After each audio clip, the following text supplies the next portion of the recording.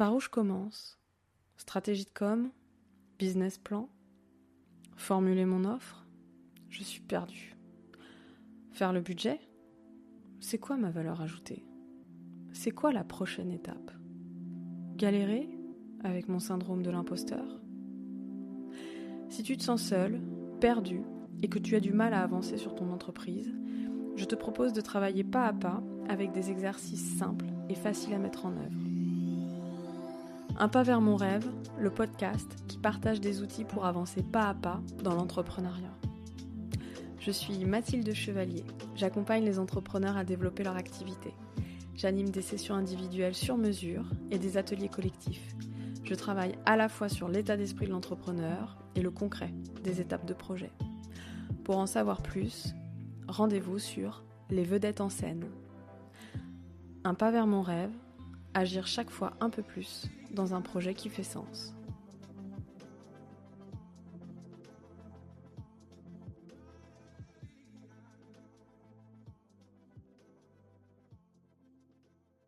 La peur. Être jugé, se faire griller, être moqué, être humilié. Bonjour, la peur du rejet. La pression financière, la peur de manquer pour subvenir aux besoins de sa famille, manquer pour acheter, voyager, consommer ou simplement payer les factures et risquer peut-être d'être sur la paille. Bonjour, la peur du manque. Et pour finir, la peur de mourir ou de perdre un être cher. Bonjour, la peur de la mort. On te salue chaleureusement. Nous sommes tous traversés par au moins l'une de ces peurs, et peut-être d'autres. Et selon notre histoire, c'est plus ou moins nommé, observé, sublimé. S'il est impossible de se comparer, et donc de se juger mutuellement, il est aussi parfois difficile de rationaliser la peur pour mieux l'affronter et la dépasser. Simple question de curseur. La pression financière, avec la peur de ne pas subvenir à ses besoins, et donc de renoncer à sa liberté d'entrepreneur, et enfin de mettre de côté le sens de son activité, est celle que j'entends le plus souvent dans mon entourage de freelance. La liberté, le sens et la sécurité financière. Bienvenue dans cet épisode où on va essayer d'apprivoiser nos peurs. Alors, attention, ça va un petit peu piquer, alors prends-toi du temps pour travailler sur cet épisode. Il y a 3 manières de réagir quand tu flippes. La fuite, l'attaque ou la sidération. Dans l'entrepreneuriat, cela peut se traduire par la procrastination, bâcler la tâche, se disperser sur autre chose ou carrément ne pas passer à l'action. Pour ma part, je suis excellente pour blinder mon agenda d'autres tâches moins importantes et d'attendre d'être au pied du mur pour affronter ma peur. Imagine un peu une autruche, la tête dans le sable, qui avance tout doucement, mais sûrement, vers le gouffre inévitable du passage à l'action. Je suis sûre, vous là qui écoutez, que vous avez de nombreuses stratégies pour éviter de rencontrer vos peurs. N'hésitez pas à me les partager, je suis certaine que vous débordez de créativité. Dans cet épisode, je te propose, première partie, de nommer, de sentir et d'observer la peur. C'est pour moi la première étape la plus importante, la prise de conscience. Dans cette deuxième partie d'épisode, je te proposerai de rationaliser les choses, factuellement. Et enfin, dans une troisième partie, je te proposerai de mettre en perspective et d'être acteur dans tes choix. Dans cette première partie d'épisode, l'invitation, c'est tout d'abord de nommer la peur. La première invitation que je te propose est de lister toutes les peurs qui sont liées à ton activité. Encore une fois, je te conseille pour cette invitation de prendre une grande feuille de papier A3 ou A4 et de pouvoir écrire tout ce qui te passe par la tête comme peur. Laisse-toi aller, sois inspiré, parce que c'est tout d'abord en nommant les peurs que ça va pouvoir avancer. Par exemple, j'ai peur de rencontrer mes premiers investisseurs potentiels, je ne l'ai jamais fait, je me sens nulle et incompétente. Bon, une fois que tu as listé toutes les peurs, la deuxième chose que je te propose de faire, c'est un ressenti corporel. Je te propose de prendre le temps de ressentir ce qui se passe dans ton corps. Où s'exprime la peur dans ton corps ?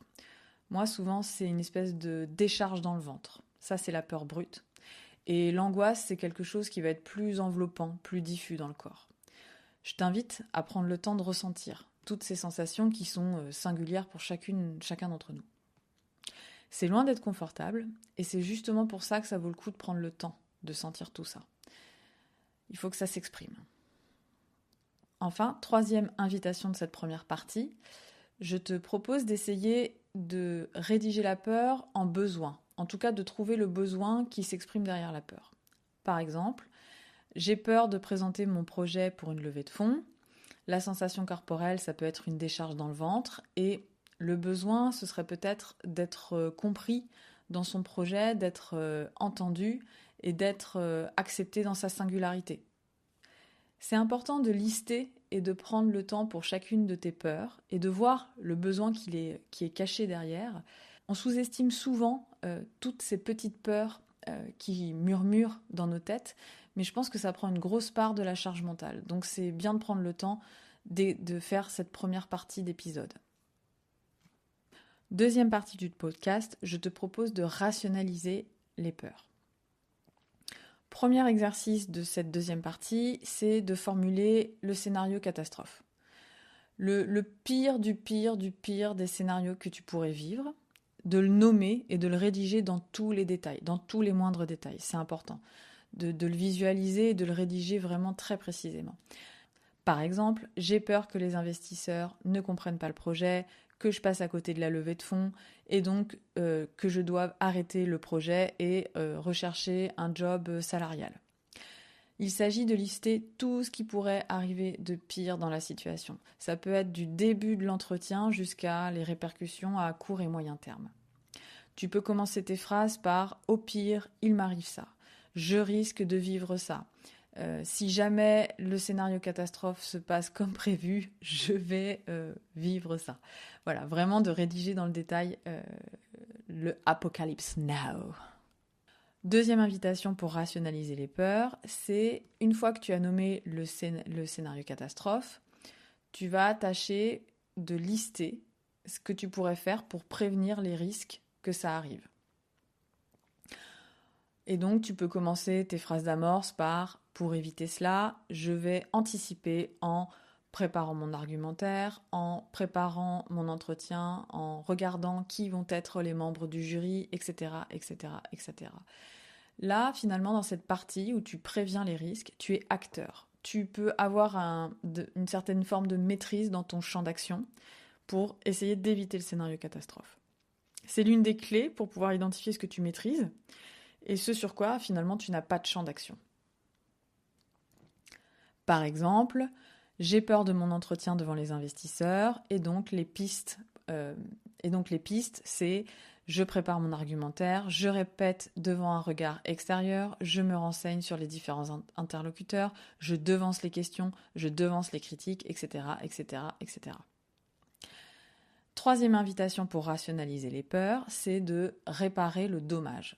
En gros, en première partie, tu avais le scénario catastrophe. Ensuite, tu avais, on va dire, les solutions aux problèmes que tu pouvais rencontrer dans le scénario catastrophe. Et enfin, si vraiment ça se passe, comment tu réagis? Comment tu peux réparer? Qu'est-ce que tu peux mettre en place pour réparer le dommage? Exemple, un investisseur pose une question difficile à laquelle je n'arrive pas à répondre. J'ai pu dire sereinement que je n'avais pas la réponse, car j'étais préparée à vivre ça. Et cette question est ultra pertinente et ça mérite que je m'y attarde. Et donc, je sais d'ores et déjà que mon projet va s'enrichir de se louper pour les prochaines levées de fonds, pour la prochaine tentative. Voilà. C'est la fin de cette deuxième partie d'épisode. Donc tu vois qu'en 3 étapes, finalement, tu peux à la fois affronter ce qui pourrait t'arriver de pire et en même temps commencer à trouver des pistes d'action pour pouvoir réagir le jour J face à quelque chose qui pourrait te déstabiliser. Ce qu'il faut retenir, c'est que plus tu seras préparé, mieux tu pourras affronter la situation. Troisième partie de cet épisode, c'est la mise en perspective. La première chose que je te propose de faire, c'est d'essayer d'imaginer le coût de l'inaction, le statu quo. Parce que finalement, on prend peu le temps d'identifier qu'est-ce que ça engendre comme conséquence de ne rien faire. Et ça peut peut-être être moteur pour prendre conscience de la situation et bouger. Si je ne passe pas à l'action, qu'est-ce qui va se passer dans les 3 mois, 6 mois, 1 an. Et il y a pour moi 2 dimensions là-dedans, c'est à la fois pour l'estime de soi et à la fois pour le projet lui-même. Tu vois, c'est un espèce de cercle vicieux finalement qui peut s'entretenir lui-même. C'est-à-dire que si tu restes dans le statu quo, en termes d'estime de soi, ça ne sera pas abouti, tu vas pas te dépasser, tu vas pas réussir. En tout cas, tu vas te mettre dans une situation qui est pas très valorisante. Et de façon très concrète, le projet ne va pas avancer et donc potentiellement tu ne vas pas pouvoir en vivre et donc tu vas devoir trouver une autre manière de pouvoir payer les factures tout simplement, comme par exemple le salariat, et c'est pas du tout ce que tu veux parce que, encore une fois, liberté, sens et alignement sont essentiels pour les entrepreneurs. Donc prendre le temps du coup de l'inaction, ça peut être une manière de un petit électrochoc pour voir en fait qu'est-ce que ça fait de rester comme ça. Deuxième invitation pour cette partie de mise en perspective, c'est en revanche les bénéfices de l'action. Qu'est-ce qui se passe si tu agis, tu bouges, d'ici 3 mois, 6 mois, 1 an? En fait, c'est la mise en perspective, mais dans l'autre sens. Et ces 2 exercices, le coût de l'inaction et les bénéfices de l'action, c'est finalement l'idée du verre à moitié plein ou du verre à moitié vide, et c'est ton choix de décider comment regarder la situation et du coup comment agir avec la situation. Et enfin, dernière invitation de cet épisode, c'est de pouvoir rédiger ton projet avec la phrase d'amorce suivante: si je n'avais pas peur. C'est un super outil que je trouve vraiment intéressant et vraiment puissant parce que ça ouvre un champ des possibles libre de ta peur en fait. Tu rédiges ton projet en commençant par: si je n'avais pas peur, je ferais, ou je dirais, ou j'appellerais, je contacterais. En fait, c'est très libérateur et évidemment, je te conseille de le faire. C'est vraiment super puissant.